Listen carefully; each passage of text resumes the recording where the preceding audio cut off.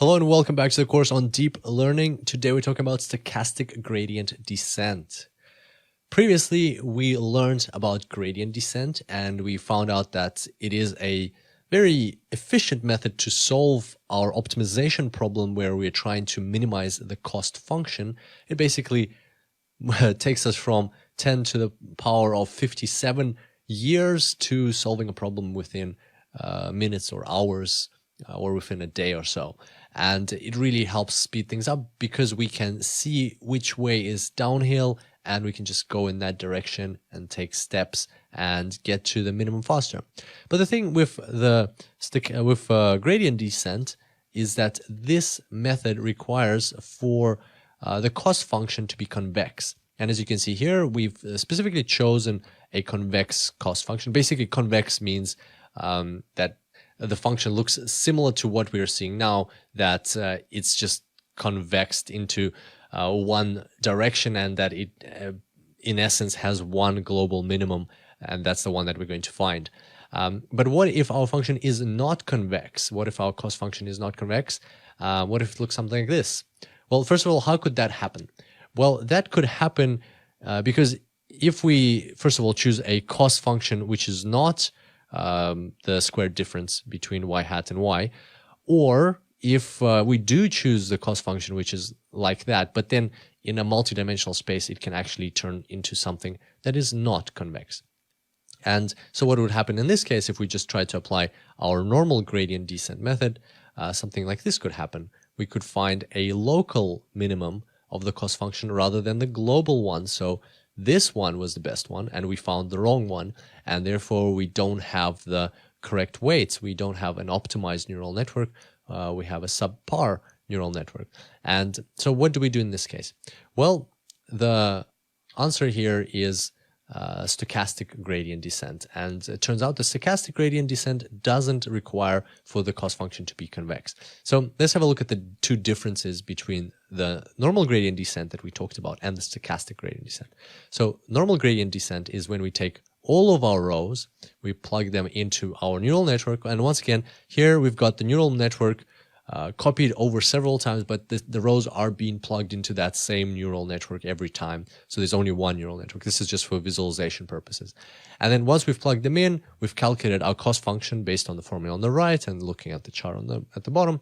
And then we adjust the weights then. And this is called the gradient descent method, or it's also the proper term is the batch gradient descent method. So we take the whole batch of from our sample, we apply it, and then we run that. The stochastic gradient descent method is a bit different. Here we take the rows one by one. So we take this row, we run our neural network, and then we adjust the weights. Then we move on to the second row. We take the second row, we run our neural network, we look at the cost function, and then we adjust the weights again. And then we take another row, take row 3, we run our neural network, we look at the cost function, we adjust the weights. So basically, we're looking at we're adjusting the weights after every single row rather than doing everything together and then adjusting weights. Two different approaches, and now we're going to just compare the two side by side. So here they are. This is how to visually remember them. So you've got the batch gradient descent where you're adjusting the weights after you've run them, after you've run all of the rows in your neural network. And then basically you adjust the weights and you run the whole thing again, iteration, iteration, iteration. In the stochastic gradient descent method, you run one row at a time and you adjust the weights, you adjust the weights, you adjust the weights, and then you do everything again and again. And that is called the stochastic gradient descent method. The main two differences are that the stochastic gradient descent method helps you avoid the problem where you find those local extremums or local minimums rather than the overall global minimum.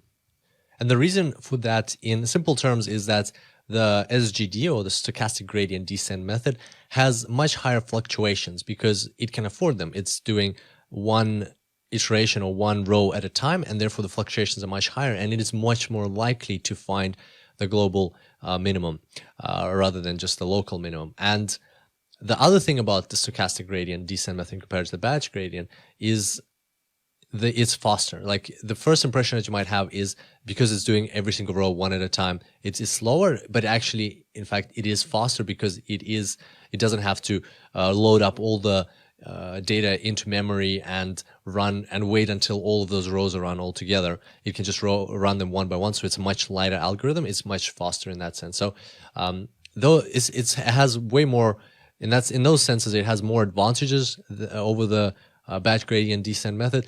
The main advantage of, or the main kind of like pro for the batch gradient descent method is that it is a deterministic algorithm rather than stochastic gradient descent being a stochastic algorithm, meaning it's random.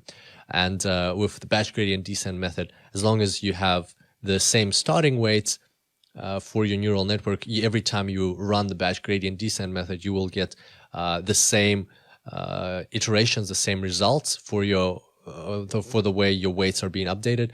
For the stochastic gradient descent method, you won't get that because it is a stochastic method. You're picking your rows possibly at random, and you are updating your neural network in a stochastic manner, and therefore you're just going to, every single time you run the stochastic gradient descent method, even if you have the same weights at the start, you're going to have a different process, different iterations to get there. So that's in a nutshell what stochastic gradient descent is. Also, there's a method in between the two called the mini batch gradient descent method, where you combine the two and you basically run, rather than running a whole batch or running one at a time, you run batches of rows, maybe 5, 10, 100, however many rows you decide to set. You run that number of rows at a time, then you update your weights, and so on. And that's called the mini batch gradient descent method. If you'd like to learn more about gradient descent, there's a great article which you can have a look at. It's called A Neural Network in 13 Lies of Python, Part 2, Gradient Descent by Andrew Trask. And the link is below. It's on GitHub, 2015 article. Very well written, in very simple terms. It's got some interesting philosophical or just interesting thoughts on how to apply gradient descent, what are the advantages and disadvantages, and how to do things in certain situations. So it's got some very cool tips, tricks, and hacks. Very easy read, so definitely check that out. And another one, a bit more heavier read for those of you who are into mathematics, who want to get to the bottom of the mathematics, why gradient descent is that specific, what are the formulas that are driving gradient descent, how is it calculated, and so on.